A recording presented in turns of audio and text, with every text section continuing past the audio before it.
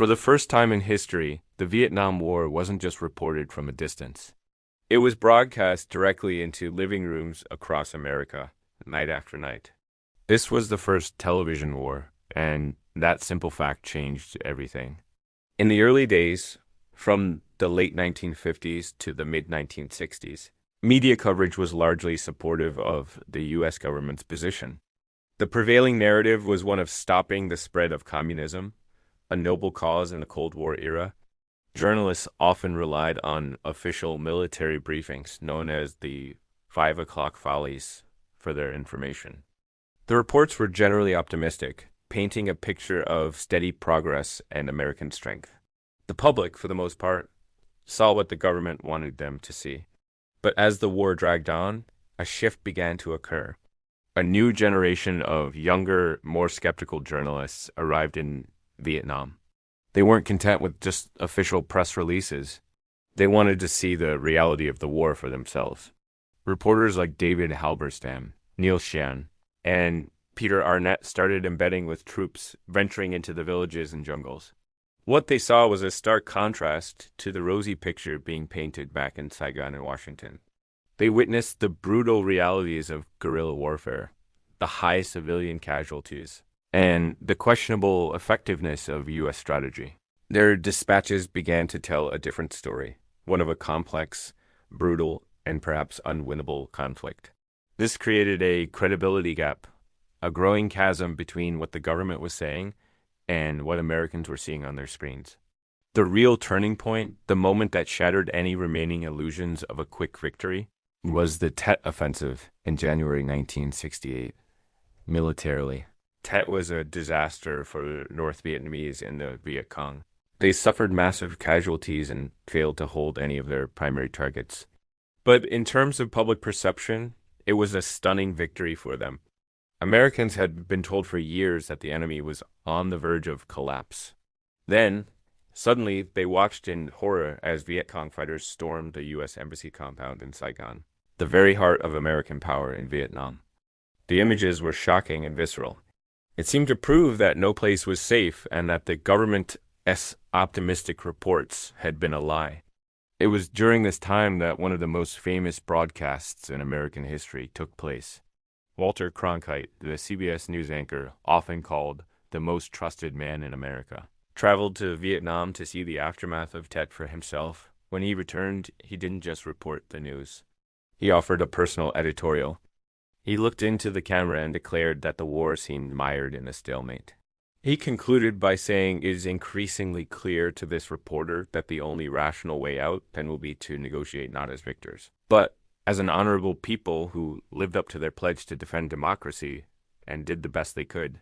Legend has it that. President Lyndon B. Johnson, upon hearing Cronkite's report, said, "If I've lost Cronkite, I've lost Middle America." A month later, Johnson announced he would not seek re-election. The tide of public opinion had turned decisively against the war. The images kept coming. There was the horrifying photograph of a South Vietnamese general executing a Viet Cong prisoner in the street. There was the footage of a young girl, Phiem Phuc, running naked and screaming after a napalm attack. These images weren't just news. They were powerful, emotional statements that bypassed political rhetoric and spoke directly to the human cost of the war. They showed a side of conflict that Americans had never been forced to confront so directly. Unlike the patriotic newsreels of World War II, the coverage from Vietnam was raw, unfiltered, and often deeply unsettling. It wasn't about heroes and villains anymore. It was about chaos, suffering, and moral ambiguity. This constant exposure to the war's brutality slowly eroded public support and fueled the growing anti-war movement at home. Protests grew larger and more frequent, dividing the nation. So, did the media single-handedly lose the war? The answer is more complex than a simple yes or no. The U.S. military wasn't defeated on the battlefields of Vietnam in a conventional sense. The U.S. never lost a major battle. However, modern warfare isn't just fought on the battlefield. It's also fought for the hearts and minds of the public. What the media did was destroy the political will to continue the fight. By showing the unvarnished, brutal truth of the conflict, they exposed the credibility gap and shattered the public's confidence in their leaders. They showed that the war was far more costly in both lives and morality than anyone had been led to believe. The government could no longer control the narrative. Critics argue that the media was biased, focusing only on the negative and ignoring any progress or successes. They claim that this demoralized the troops and gave aid and comfort to the enemy. There's a debate to be had there. Did reporters sometimes get the story wrong? Absolutely. Was the coverage sometimes sensationalized? Probably. But their fundamental job was to report what they saw, and what they saw was a deeply troubled war effort. They didn't create the disillusionment. They reflected and amplified a reality that was already there on the ground.